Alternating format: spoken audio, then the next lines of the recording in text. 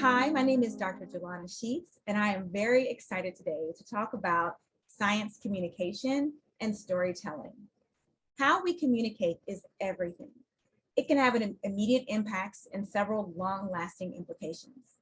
A while ago, I read a quote by Sir Mark Walport, and it said, "Science isn't finished until it's communicated." This is truer than ever. But how we communicate science is even more critical. It's like the icing on the cake. It's like peanut butter and jelly, bread and butter, fish and chips. I might be a little bit hungry, but you basically can't have one without the other. Well, maybe you could, but should you? I think that's debatable. My point is that it's useless to design a communication strategy if it doesn't reach or resonate with your audience. Politics aside, the last few years have been plagued with misinformation and have communicated through a number of channels that didn't exist or weren't even a thought not too long ago. Who are we communicating to? What are we communicating? How are we communicating? Where are we communicating? And when are we communicating? And I'm sure I missed something there. But my point is that it's a strategic process. One strategy that resonates with many, no matter where you are in the world, is storytelling. Stories have a beginning, a middle, and an end. And they're a way to help people make sense of science. It makes it relevant to people and even makes them care more about science. In recent years, there's been a reemergence of interest in the way that science is communicated by scholars and scientists, by practitioners, science communicators such as writers and those on television and digital media. Today, I am excited to be speaking with science communicator Martina Efeyini. Martina is a trained toxicologist, science communicator, and STEM education advocate.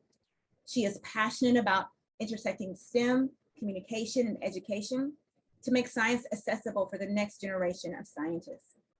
Martina is currently a Civic Science Fellow with a placement at Science News, which has been a reliable source of science for 100 years.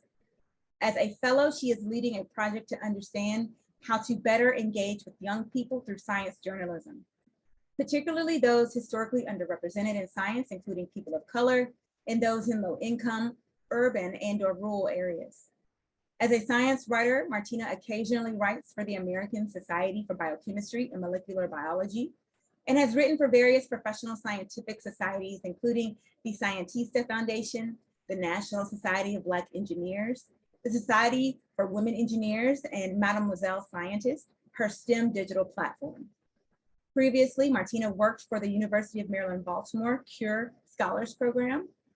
And lastly, Martina earned her master's degree in toxicology from St. John's University and her bachelor's degree in toxicology from Pennsylvania State University. Welcome, Martina. Thank you, Jylana, for the nice introduction. And I'm so happy to talk to you about science communication in my journey. Thank you. No, we're very, very excited to speak with you.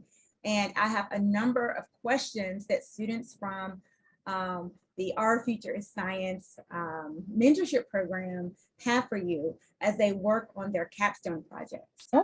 We have 20-something students that have explored their communities and have identified problems or issues and are thinking through ways to solve those problems through science. We want them to think broadly about how to share that with their community, thinking outside the box and share it in ways that resonate with their community. They have shared some questions with me, very thoughtful questions, and I am very excited to pose them to you today.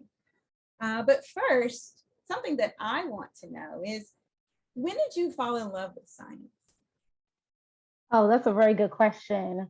So when I think about how I fell in love with science, I just think of me, little young Black girl in my grandparents' front yard, chasing fireflies and just exploring the world around me. I was just outside, playing with my cousins, and then also enjoying and reading my grandparents' copy of the Encyclopedia Britannica. I know y'all might be a little young to remember, a little bit too young to know what that is. But basically, it just has all information about anything you want to learn. So I was super geeky, super nerdy, and I just really enjoyed learning about science. So I would just read books explore.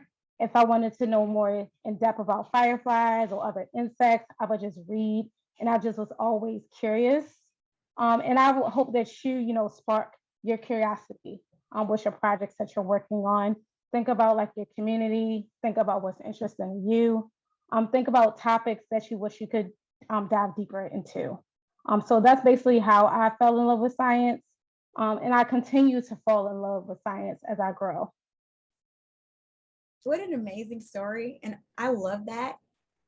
And while I didn't fall in love with science the same way that you did, I could definitely relate because we had the, Britannica encyclopedias as well.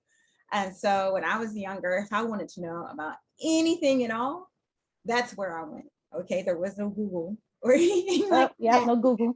No, I just pulled out. We had two sets. It was like this big brown set, and then it was like a red set. And so, Yep, we had that. I had that too. So we had to go right to those. And I think that was a beautiful story. And it drew me in and held me there from beginning to end. And you shared a lot of information. You shared history. You shared about nature. You shared about your family. You shared about, that period of time. And so, what is the best way to incorporate information into a compelling story? So kind of like how I just, shared my story, I hope that you can like visualize, even me just speaking about my story, I'm like visualizing it, me as a young girl. And Jylana, when you gave your intro, about peanut butter and jelly and all these type of things, like I can imagine like eating a sandwich and like the texture and the smell of like, childhood when people ate peanut butter and jelly sandwiches. So to me, just incorporate in your personal story, no matter how small it seems, no matter how boring it may seem, like people want to hear people's stories. Especially when it comes to science, we want to show the human side of science. What are your, fears? What are your things that get you excited? What things that you want to explore deeper? So really just think about all the things that come alive to you and think about that spark. And to me, that will just make a compelling story. Awesome. Thank you. And so I think that in telling your story, as you shared, or really just in storytelling, you're sharing a bit of yourself. And so, that may mean that you have to be a bit vulnerable. So what role does vulnerability play, in our storytelling with regard to STEM and social justice? Yeah, that's a good question. So now, the world that we're living in, it's a pandemic, and with, all the racism and injustice, we can't really have vulnerability without, opening up and also inviting it to the STEM table. Because, opening yourself up is allowing people to see the human side, the personal side, and also think about causes that are really interested to you. Like, for example, like how Jylana shared my passions about, supporting the next generation of scientists. Like people, that's a part of me. And when you're working on your projects, I hope that, thought about things that are important to you, your families, your friends, your community. And that is a way that you can open yourself and let yourself, be free. So also when you do your stories, just think about that. And it just will invite your audience to have a richer experience and really engage and really feel connected. And that's what you want in storytelling. You want to build that connection. Yeah, I can definitely relate because even as a professor, a public health professor, where, my goal is to improve population health, reduce health disparities. As such, my classes are kind of like related to that. But even in ones where they're not related to that, those are the things that I talk about. A lot of the root causes are, racism and discrimination. And so to drive those points home, then I have to actually share my own experiences. And it takes a lot out of me because that's like, trauma, personal trauma. But I feel like that is the only way to really convey like how important it is to like have this understanding and acknowledge the impacts that this has, on, Black and brown people. And, students have found it helpful. So sometimes it may be a bit uncomfortable, but, I think it's a learning experience. So. Yeah, I definitely agree with you on that. It's a learning experience. Yeah, yeah. And some people, like to say, see it to believe it, but sometimes it may be that you have to see it through someone Yeah. or someone you trust to believe it. Yeah, and that's an example of like identity focused connection, or even you think of calculus based connection, like you trust a person because you know what they do. For example, Dr. Kizmika Corbett, aka Dr. Kizzy, I know I can trust her, not because she's just a Black woman, but because she's a virologist, she's a vaccinologist, she really knows what she's talking about. So I would trust her in what she says. Yeah, yeah. And so in thinking about trust, like as a scientist, as a, science communicator, who we communicate to, our audience, is very, very important. And so students want to know, like, how can they convince their audience about the importance of an issue so that when they post a call to action, that it actually leads to action versus them just, the audience just sitting back and continuing, with what they were doing before, their daily lives. How can the call to action really work? Yeah, that's a good question. When you think about, a call to action, it's like, okay, I did all this, I got all energized and all fired up, but are we really going to do it? So when you think about the call to action, you want to think about what's something that's feasible. What is something that's super low cost or practically free? Like if your call to action, for example, might say, so I'm giving this presentation about, how we can be more green and how we can take care of our environment. And you might say a call to action is, let's see if we can use reusable water bottles. Like that's something that is feasible, but then again, it might not be feasible because someone might not have, a reusable water bottle. So you just want to think about all angles. And sometimes it's just hard because you might be like, okay, I believe that this is feasible, but it might not. So it's really good just to talk to different members of your audiences, talk to your community, talk to your family, talk to your friends to like see, okay, if I have this idea, do you think I can do that? Like even before this call, I was talking to my cousin who was a teenager and I was working on something. And I said, hey, you're a teenager. I want to reach teens. What do you think? And he was like, oh, yeah, no. Oh, yeah, you should do this. Oh, that's great. So it's just a way of where I thought something was like, good as it gets. And he was like, you can improve on this. And just accepting like feedback from others. And it's just going to really help you. And that's going to help you help the community when you do your call to action. So speak to those members first, and then do your call of action when you actually finish your project. So I'm going to put on my behavior scientist hat for a second.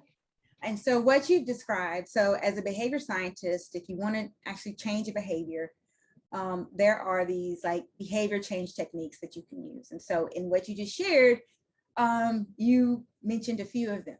So there is feedback on the behavior. So the call to action, basically you want them to do some kind of behavior, whatever it is. So getting feedback, then norms, okay, so thinking about those in your circle and like what they're doing, and then getting feedback from them, and then increasing one's confidence or self-efficacy, okay, so like that whole motivational type factor, okay, can I do this? But then also something to think about that maybe wasn't mentioned, but is very, very important, is instructions on how to do the behavior.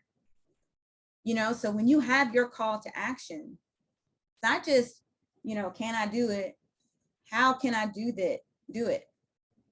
Provide your audience with all the steps that they need to do. One of the things, and I've shared this with some of the students recently, one of the things that a colleague of mine said the other week was informing without empowering is disempowering, because you give all this information and it's literally like they're just there.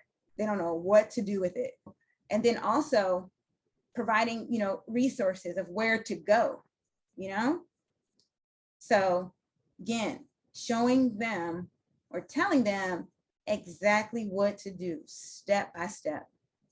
Okay. So all of that combined can help turn that information, that call to action into action.